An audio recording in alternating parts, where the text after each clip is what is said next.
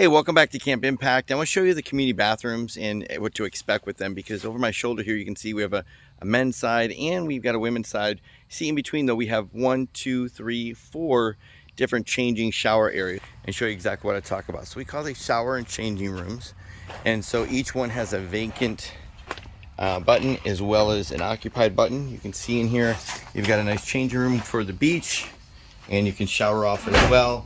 So this becomes a great area that if you're just going to use the beach for the day, or you need a quick changing room that you don't have to go inside the bathroom, then this is perfect. And you have actually 4 of these on the outside. So I want to take you into the men's bathroom. The women's bathroom is actually identical.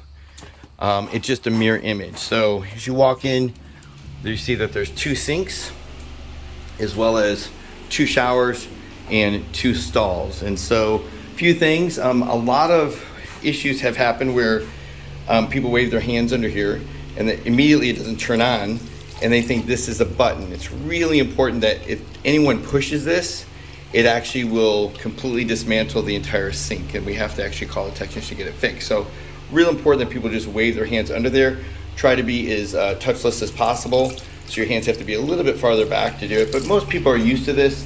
Also just make sure that before your camp begins that you do run to the bathrooms to check to see if the paper towels are there and soap is here and everything you need. We do have extra supplies just to make sure we don't run out under here. We've got a trash can here, and it's important that when you're done with the camp that you've actually taken out the trash and replaced it with a completely new trash bag.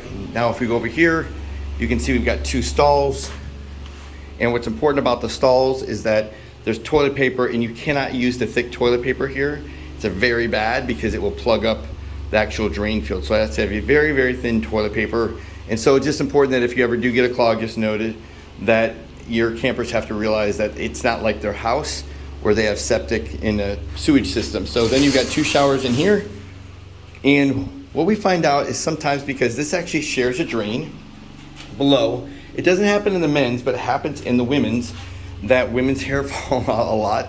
And nobody, if you've got your own drain, people will take their hair out. If you share your drain, no one's going to take the hair out. So sometimes from time to time we see campers where this will get clogged up, and the reason it's clogged up is just hair has gotten in the drain. The drain's not actually clogged.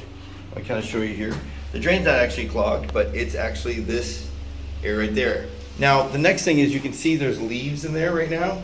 The last group that actually came, what they typically do is when they sweep and clean the floors, they will sweep it right into the shower. So we're gonna be putting sills up here to help alleviate that, but in the meantime, you can understand why someone's taking a shower and it might clog up. You don't need a plumber, someone just needs to make sure that drain is actually clean. So those are some of the common issues that you might incur during your camp, but I wanted to give you an idea that you've got a beautiful shower, restroom to be able to use while you're here. Now, a few other things that have happened from time to time is that I'll show you the back of the actual bathroom, is that the hot water heater, for some reason, because it's accessible, someone might unplug it. So maybe they see this plug and they want to plug something else in. So you can see here, it's at a, you can barely see it, 125 degrees. It's a tankless hot water heater. It runs all the time. Enough hot water for 1,000 people. But if you actually unplug this plug here, it goes away and everybody takes a cold shower. So if anybody complains about a cold shower, you can just come back here and just make sure that is plugged in. That's kind of the #1 thing. Now, regarding the praise tree itself, that praise tree is actually connected. Sometimes someone will actually, this is our, just a closet with, we keep things in. This cuts off actually the praise tree power. So if for some reason there's no power there, at the praise tree, just know that in the back there, that is a power switch. So so that's really it. This is our central bathroom. It's important to make sure that every single day you assign a team to clean it. It's always great in the morning when people wake up and they go to a nice clean bathroom.